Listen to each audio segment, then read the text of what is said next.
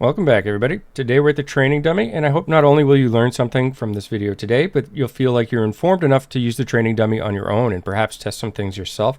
Now, I know a lot of you are comfortable with the training dummy, and as always, if you see any other ways that we could improve this build, feel free to share them with the community, or if you found anything different in your own testing, that'd be interesting to hear as well. What can I tell you from the time I've spent at the training dummy this morning? Well, first of all, Abomination still sucks, and that's really unfortunate. It's an absolutely iconic skill for this class. I cannot get an Abomination build to break 65% of the damage that I can of a build of this version. This is the previous raid or dungeon build that the majority of Blood Knights would be using. This uses Skewer, Siphon Blood, Shroud of Night, Swarm of Bats, and Shadow's Edge. For essences, we're using a combination that buff various pieces, and I'll include these at the end of the video, but I want this more to be about the test that I've performed.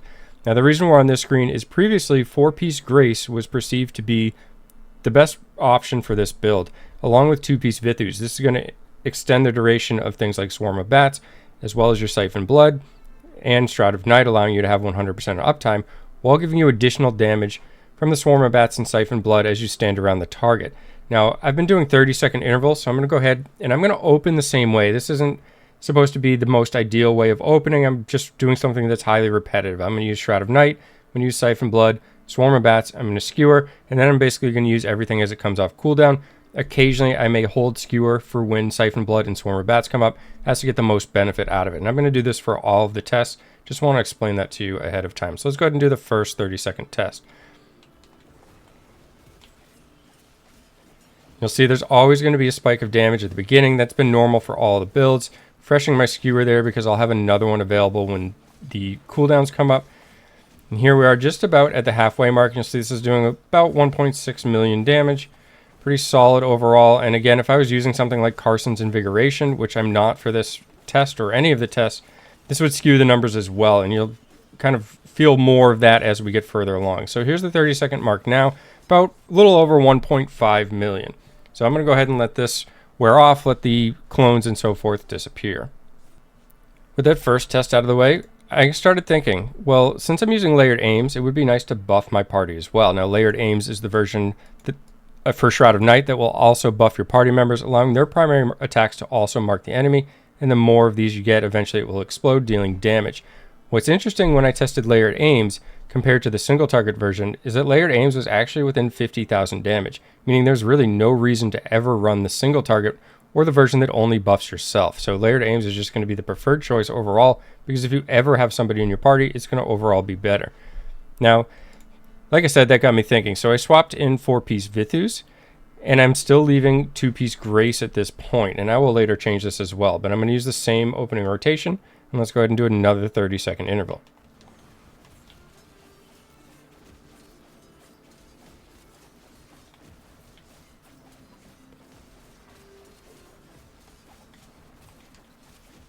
Here we are, we're floating a little higher, which is what I noticed the first time as well, or more than first time, I should say. I did this many times.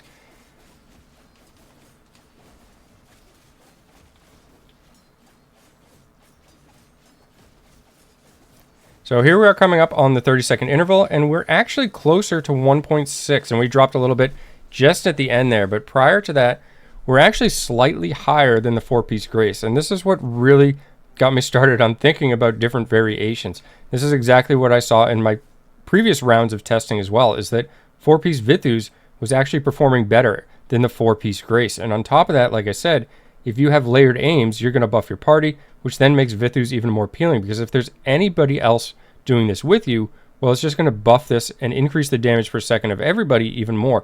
Overall, just making this a better setup. I tested a variety of other things. 4-piece Vithus with 2-piece Shal'baas, which I thought would actually do really well given what I had seen, did not perform as well as the final set that I tested. And this is actually 4-piece Vithus with 2-piece Banquet. Surprisingly enough, this has been the highest performer. Now, I also want to note here that for my particular sets, my Banquet boots do not have a third socket, and the Grace boots that I use do, meaning that you could potentially have an additional armor pen gem as well, which would further kind of boost how much damage you could do with this. So let's go ahead and show you this version as well. So I'm going to get started here and do one last 30-second interval for you.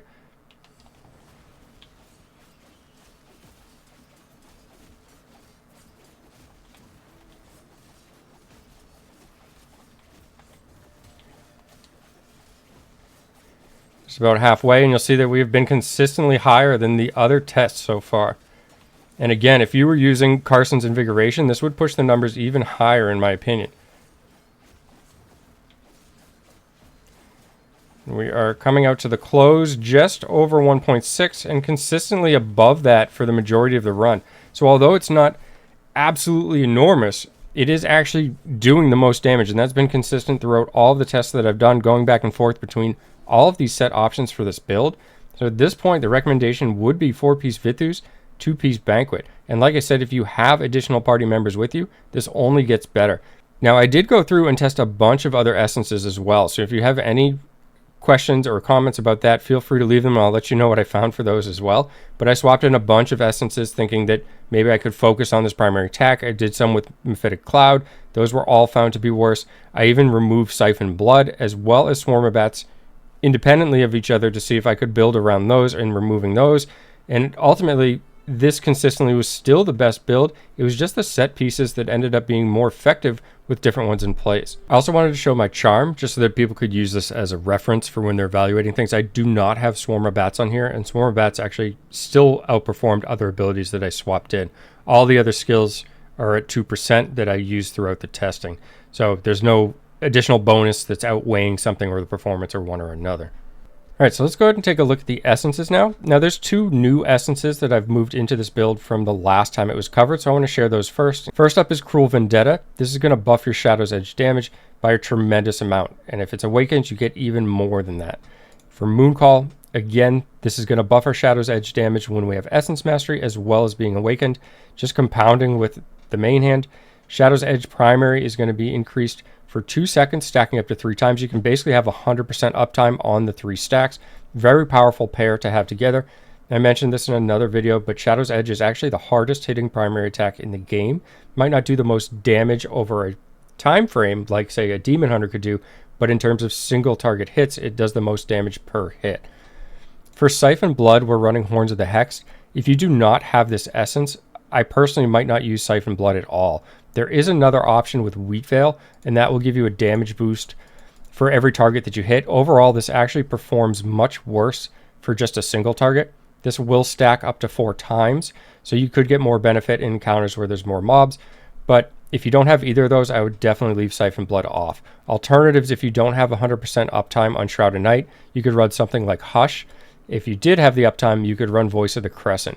The only reason I go that far in depth for this particular slot is because you do not want the channeled version of Siphon Blood. That will absolutely hurt your DPS output. So I would leave that skill off if you can't transform that into a non-channeled through either Horns of the Hex or the Wheat Veil. Layered Aims, as I talked about earlier in the video, this performs basically nearly identical to the Influencer, and the Influencer is the single target version that will buff just you. And Influencer, interestingly enough, actually buffs every other primary attack, and I expected this to perform better given how fast our attack speed was between Vithus and the Mooncall offhand, but it just didn't perform as well. So it appears that the damage from the marks that Layered Aims provides is just better output. And like I said, if you ever have somebody else in your party, they'll benefit from this as well, so it just makes sense to run this. For Swarm of Bats, we're running 2 that buff the continual damage. First is Swarm Speaker, that's going to give us a cloud of bats that continually damage nearby enemies. The second is Faces of Fading Mirth. This is just going to poison them as well. And like I said, it was really perceived at first that Grace might do more damage, and some people ran Banquet if they didn't have that. But what we found here is that just getting kind of supplemental damage from our continual damage effects appears to be better. Lastly, we run 2 essences for Skewer, the Besalver, and this is going to transform Skewer into what you probably know it as, where you go up into the air and then crash down. On top of that, some damage boost from the Essence Mastery and Awakening. Same here with the offhand Sprig of Hawthorn, you get some more damage. However, what we're really interested in the most is the effect of Sprig of Hawthorn. You're going to get an increased damage for 4 seconds, and it's a large boost. And when you get Vithus on top of that, this lasts for a really long period of time, boosting our overall damage, allowing us to use this in between cooldowns of other abilities, then get those up and just benefit from it all. Overall, this build's very simple. Compared to versions of, say, Abomination that I've tried, this is a lot more straightforward and simple gameplay, and it performs better. So unfortunately, until the time comes where Abomination gets some significant changes, we're kind of stuck with this type of setup. And It's a shame that really nothing has changed other than just swapping in some more powerful essences, but we haven't altered any of the skills from the previous iteration. As always, thanks for taking the time to watch, and have a great day.